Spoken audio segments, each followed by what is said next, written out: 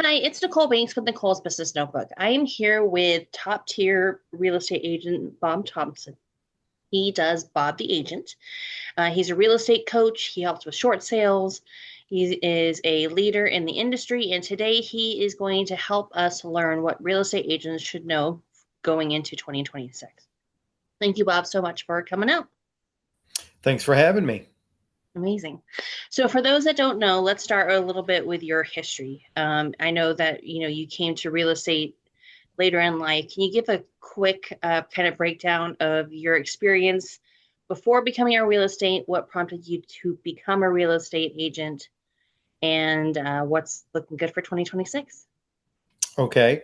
So essentially, I was a chemist for 9 years. And I would say when I hit about 30 or 31, I decided I wanted to make a change. I started looking into real estate. I started in real estate part-time. My ex-wife and I basically put together a 3-year plan. We got it done in 2 years. And I walked out of the chemical plant in 2007. It's one of my proudest moments. Since that point, I have been a leader in the industry in terms of leading the power team that I was on at the time. Then I went solo. I got into short sales very early in 2008 and am essentially an expert in those. I've also been involved with REOs, of course, which is bank-owned foreclosures since 2012 and very active in them. I still am as of today. I'm actually proud to say that I am also a mentor with an organization called REOX. So we're training the next generation of REO agents. In addition to that, I am currently a real estate agent and growth coach with Legacy Group International, essentially mentoring and coaching young agents and training them and just trying to get them to the next level. Amazing. Obviously, a lot of experience coming from 2008 to now. Not dating you or anything, of course, but I'm okay with it. perfect. So, obviously, mentoring real estate agents is something you're really passionate about. And, new real estate agents, after their license, have a lot of different options, a lot of things. And I believe that mentorship is something that they could definitely use, and definitely see that as a definite need in the community. So can you tell me a little bit more about why mentoring and coaching real estate agents is such a passion for you? Well, here's the thing. I think what a lot of new agents, myself included, ran into, and new agents still run into, is there's a lot of organizations that will give you leads. But if you can't convert the leads, what's the point of having the leads? Which is where the coaching and the training come in. And you can call it coaching or training or mentoring or half a dozen other things. But the fact of the matter is that you need to be involved day to day and you need to learn how to practice your scripts. You need to learn how to speak to people. You need to learn how to be confident in what you're saying so you can convince that individual that, okay, I am the best person for you. Not only do I care, but I either A, know what needs to happen next, or B, I've got an organization behind me that can help me if I run into a problem along the way. And I think that's what we're seeing a lot of is lots of, again, if you give me 50 leads and I can't convert any of them, then what's the point of having the leads in the first place? Right. That definitely makes sense. All right. So coming into 2026, obviously you're mentoring real estate agents now. What are, the 10 things that if you could, bippity boppity boop and everybody were to know things that could help them to be better in 2026, what would you share? Well, it's funny because I do a morning huddle with my agents every single day, and we actually had that conversation. So I have my own thoughts, and then we've got a mix of 6-month agents to year agents to brand new agents. And I kind of wanted to ask them the same thoughts just to get their opinions a little bit. Again, I had my own thoughts and opinions, but I wanted to get a little bit of background from them as well. So this is what we've kind of pretty much came up with, and I would say it's a collective. It's most of what I thought of, but they even highlighted a few things to me that I hadn't completely thought of as well as I should have. I'll be honest with that. So first of all, Chat GPT, and as a seasoned agent, I am still dealing with that. And if you're a new agent that's a little bit older, it's something you're going to have to understand and grasp and learn from. So I think that is going to be very important. It's already super important, and I think it will continue to be. We've got to use the tools that are available to us, and I think that's important. Number two, and obviously it's a passion of mine, would be coaching. Anybody that's coming into any industry, I think it's important to learn, it's important to grow, it's important to mentor. And if you're into something that's new and different, you should always have a coach. I don't care what it is, whether it's golfing, learning karate, or a million other things. Coaching is important. It should be our most important thing, but I think a lot of organizations overlook it as far as I'm concerned. And a lot of people want the quick win, and that's not how it's done. Well, I love it. I think, even, Joe Montana and Tom Brady and Tiger Woods, these top tier athletes, still have coaches. So I think that's a great reminder. Definitely, I agree. And I think that goes hand in hand as you're coming into 2026. If you're already an agent as we speak, then look at your brokerage, review your brokerage. What am I getting out of the brokerage versus what I'm paying for? If I'm getting leads, but I've got no coaching and I'm on we'll call it a 70-30 split, and I'm basically all by myself into the wild, well, maybe I need to look at a different brokerage or some sort of different company or a different team aspect. I think that's a big one. I think a lot of agents are afraid to make that change. I've talked to several lately that were in a brick and mortar, and it basically becomes, well, why are you in a brick and mortar? Okay, it's because I want to talk to other people. Okay, well, we do the same thing every morning in a Zoom huddle. So if you can still get that sort of activity online, then why would you drive to a location every day when that's the only thing you're getting? And you've got to, I think every agent has to figure that out, both experienced and both new, either way. The other thing I think is that agents need to know their market. And I mean, know their market from multiple aspects. In other words, okay, is your market prone for short sales or foreclosures? Because not every market is. If your market is not, then as far as I'm concerned, you can probably pretty much ignore those avenues and you don't have to worry about it. However, if you're in a market that is prone to short sales and bank owned properties, then perhaps you need to do some coaching, some learning, and learn on those. And of course, I can obviously facilitate that. The other thing is, are you in a luxury market? What does your lower end market look like? Are you predominantly condos and townhouses? Are you predominantly older properties? And that varies, from city to city. I would say Virginia Beach, where I live in Chesapeake, Virginia, which is going to have a blend of properties. Virginia Beach is going to be a bit more high end, where Portsmouth, Virginia is going to have a bit more older homes. And these are the type of things that we need to know when we're showing property or when we're selling property, regardless of what we're doing. So for a new agent, how would you recommend that they learn their market? I think with a new agent, number one, you need to get some training and learn how to do what a CMA, which is a comparative market analysis. So basically, you need to understand how to price properties, and you can use your local MLS to get a better understanding of your demographics. And then you can get them for the entire, like in my case, Hampton Roads area, but then you can also narrow that down. And sometimes, I talked to some of my agents this morning about that. Sometimes you have to just good old fashioned get in the car and drive through a neighborhood, and look for the signs. If I went to a buddy's on Saturday, and nothing but kids' toys out front in all the front yards. I mean, just nothing but. To where 10, 15 years ago, that neighborhood was the reverse. You didn't see that, and the demographics have changed in that neighborhood.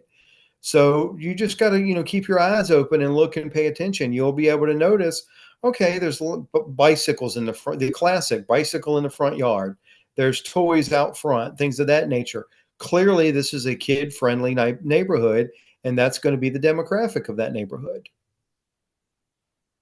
Makes sense. So, as we're going along here, I think another one, I wanted to check my notes real quick because, I'm getting old, so I forget things. Um, I know we've talked a little bit about checking your brokerage. Again, I think I'm going to go back to that real quick. I think that's super important. The next one I think is you need to decide what works for you. So what I mean by that is lean into who you are. And I push that with my agents because not everybody is the same. Case in point, if you're not comfortable on the phone, that's okay. There are other things you can do. There's lead programs to where you can do a lot of texting. You can, use your social media and your Facebook and LinkedIn and your Instagram and establish a presence that way. Not everybody's comfortable, especially if you're young, 19, 20, 21. Let's be honest, our modern person doesn't make phone calls as much. Everything is almost text based now, to where I grew up in a time period where everything was on the phone. That being said, there is no one size fits all. There are many ways to do this job and be successful. So if you're not comfortable being on the phone, okay, well then texting is going to be your style. And as a coach, my job is for you to be able to see that, and I'm not going to shove you into some cookie cutter program that's not going to work for you. So that's the important part, right, of coaching. Make sure you've got the right coach. Don't be afraid to interview that coach. And if they're not the right fit, don't give them any more money and move on and find somebody else. So I think that's a huge one. I think it's a great reminder, to for everyone, not just real estate agents, to really lean into those, types of business that lean to their strengths and what they're comfortable with. If you get me on the phone, I grew, my business, for Amco on the phone, outside sales and, knocking on doors and showing up and shaking hands. And so, those are my skills, but, I am not that great on social media and, really pushing things out there and being consistent and, that whole thing. So I think that's a great reminder to really lean into your strengths to help pursue your dreams. Definitely. And I think the other thing is to lean into who you are and lean into your story. When I meet with new agents, I talked to a young lady the other day that's got 15 years. She was 15 years in finance, both car financing and mortgage financing. And she's like, well, what am I going to tell people? What do I put on a bio? I don't have anything. I said, well, let's talk about that. What did you do before you got into real estate? Well, I was in the mortgage industry. I was an underwriter. I was also in car financing and refinancing and things of that nature. So there you go. You got 15 years in financing. You're certainly qualified. Number one, now you're talking about real estate. And number two, you have a background in finance that most agents aren't going to have. So you lean into that and use that as your strength. Even if I've talked to ladies that have been, the kids are grown and now they've been stay-at-home moms their whole time. Okay, well, what is a stay-at-home mom other than it's a small business, just like anything else? Your kids are your employees, but you're delegating, you need to get this done, this needs to get done. You understand time management, you understand, paying bills and trying to keep a good credit score. So you guys can buy another vehicle or do the things that you're trying to do. That all encompasses into that. So you are qualified to do this once you've learned, the basics of it and getting some good coaching. And I think that leans right into another one, which is, step out there a little bit and get a few certificates and learn some things and step outside your comfort zone. If your market is going to be strong in short sales and REOs, then reach out to an agent that specializes in that type of thing and learn from them on what's the best way to go about a short sale. What's the best way to go about doing, bank owned properties, obviously REOs. Or if you want to get a good certificate, something with like a diversity background certificate or something of that nature, like I've got. Those are important things too, to work on and always up your skills, always be willing to learn. Even myself, I spoke to a young man this morning on one of the active CRMs that I use. And I point blank admitted, I've been using CRMs for 20 years. And for 20 years, I've been told this is the greatest thing since sliced bread. So it's very easy to get a little cynical. So I had to admit, I haven't been pushing this as much as I should have. And now that I see that it's working, now my mind is open. Now I'm willing to put the time in because I've been getting told the same thing for the last 20 years. So, we don't always know everything as much as we like to think we do. Yeah, I think that's a great reminder. Education is important in every industry, and keeping up on industry trends and new assets, new technology seems like is infecting every industry. So being on that sort of cutting edge and being willing to learn, I think is half the battle, no matter what industry you're in. Definitely. And I think another thing for agents to learn for 2026 is get out there and meet people. Whether, and let's be honest, some people can talk to the wall and be just perfect. It doesn't mean you got to go, accost strangers in a grocery store, but at the same time, if you've got your name tag on and you're out there and somebody asks you a question, how's your day going? Really good. I'm showing some property later this week, so you're letting people know what you do. Now, for myself, obviously I'm 52. I'm not really going to jump out there into the 30-year-old crowd and it's going to be 10 o'clock on a Tuesday night and the music is pumping and I can't hear myself talk. That's not my crowd. Let's not pretend that it is. I'm not out there for that. But I can also, there's an organization locally that I'm proud to be a part of called Diverse Hampton Roads, and I join them for all of their events.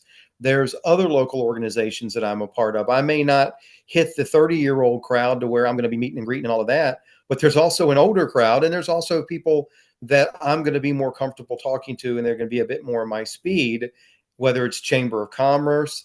I've got agents that I'm coaching that are very involved with their local, military organizations and things of that nature. So it's a little bit of everything. Yeah, I mean, for me, networking is, how I've grown my business. And I think it's something that everybody needs to be comfortable with. You need to have your pitch down. You need to have your introduction down. You need to have your personal story. You need to be prepared to make, the best effect of these networking events. But I think you're really right in, finding those events, finding those groups that align with you, your energy level, and your goals, and making sure that you're talking to the right people. Actually, definitely. And I think the one of the last things that goes with that is health.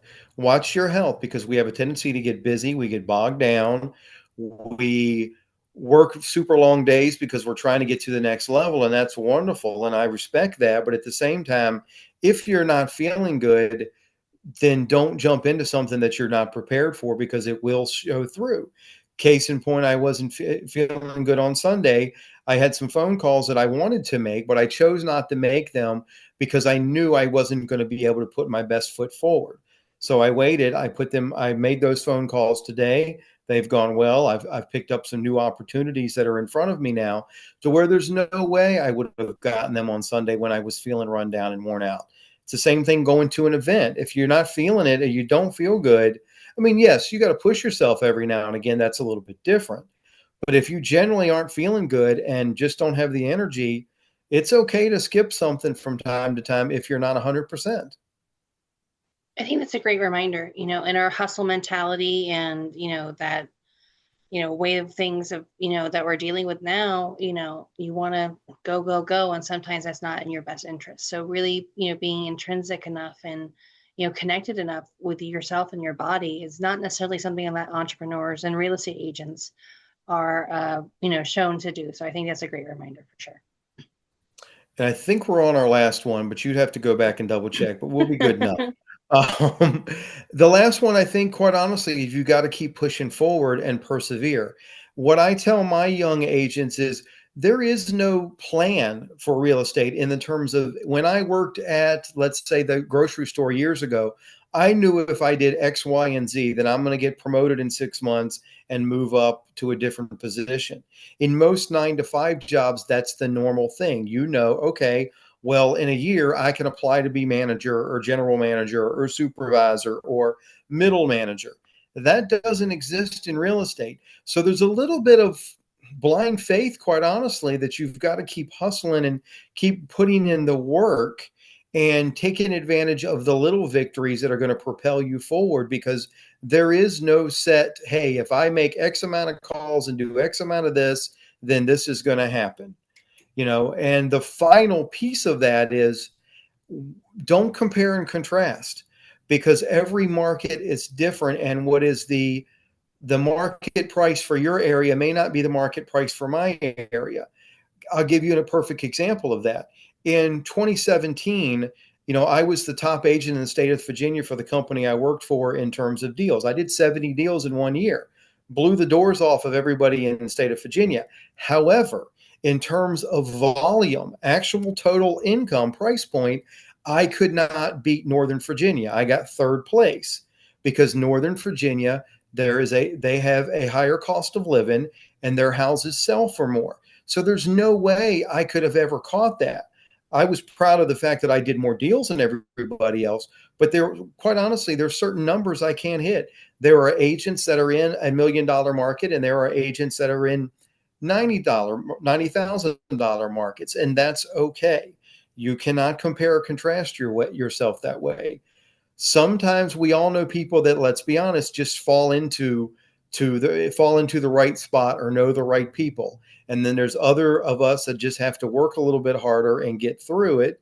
But at the end of the day, we do not compare and contrast because everybody's market is a little bit different. It's just the way it goes. I think it's a great reminder. The easiest way to lie is with statistics. And I think that, really kind of looking at it from that perspective, you did more deals, even though the numbers didn't math, when it came to it, you helped more people. And so I think by finding those wins and finding the truth in those numbers and seeing what you can be compared against your, competitors, and then seeing what you can do better, I think is important, and not just taking the numbers at face value. So I think that's a great reminder. Yeah, I think so. And I always try to let my new agents know that, and I don't mean new as terms of necessarily in age, but, in experience, and even older agents, it's important to know that because we can always improve and get better. And again, every market is different. I know agents that are out in California that, again, their average sales price is $1 million. You don't see that a lot where I live. You just don't. And there's nothing wrong with that. It's a different cost of living. It's not like I've got to fly out and live in California. I live out here. So I think I'm going to be okay. Indeed. I love that. So, Bob, you've shared some amazing insights. And we talked about you being a real estate coach. Who are your best sort of like mentees or, new real estate agents? Who do you want to help to mentor? I think for me, honestly, I lean a lot towards the what I call either the new agent or the agent that's trying to regroup. We had a lot, and what that's typically what I would call a COVID agent. So in 1920, and this is me 1920, so in 2021, 2020, we had a lot of agents that came into the business, and of course, COVID and everybody and their grandmother was buying property. So they didn't get a chance to learn how to do this job. They just got handed leads and they ran out and people were buying, and it was like it was happening overnight. That's not the case anymore. So I think it's that, and the new agents, and quite honestly, agents that are willing to listen and willing to learn of any age bracket, any background, any whatever. I think it's important. And I keep, that's the one thing I'm focusing on is coaching over leads. Anybody can give you leads. Anybody can pay for leads. But if you can't convert the leads, what's the point of getting the leads? Because you're basically just blowing money down the drain. Pay for a coach, preferably me, but if not, pay for a coach, and you'll learn how to actually do what we do every single day. And it's still a blast to do. I still love it. I mean, obviously I love the coaching, but I love the day-to-day real estate and the things that I do. I love that. So, how does a real estate agent say, "Oh my gosh, Bob Thompson is a mentor for me"? How do they get in touch with you? How do they work with you? Do they have to be part of your brokerage? Like, how does that whole thing work? Basically one of two ways. They can reach me at bobtheagent.com. They can also reach me at growwithbobtheagent.com. They do not have to be part of my brokerage. Obviously I would prefer them to be part of my brokerage and quite honestly part of my team, but I certainly understand that that's not going to be the case for everybody. The other thing you can do is they can always find me on the socials. I'm on Facebook, LinkedIn, TikTok, Bob the Agent, what Bob thinks. I'm multiple ways. Let's be honest. If you punch in Bob Thompson, you're going to find about 1,000,000,000 Bob Thompsons. It's a generic name. But if you punch in Bob the Agent or what Bob thinks, I will pop up pretty quickly. And again, I'm a little bit older. So by all means, I'm welcome to sit down and have a phone call with you. We can do a Zoom meeting to see if we are a right fit because, I may not be for everybody and that's okay too. But I would absolutely love to at least start a conversation. And I may go, you know what? We're not the best fit, but I know somebody who is, and I can facilitate that also. Fantastic. So last question, if you were a genie and could bibbity boppity boop so that all real estate agents were to know one thing so that they could do better business, what tidbit, what nugget would you share? Listen, listen, listen. When you call somebody on the phone and talk to them, as I tell my agents, keep your mouth shut and listen. It's not about how great you are, how super you are, how you know the market. What does that person want and how can you help them? Which means keep your mouth shut.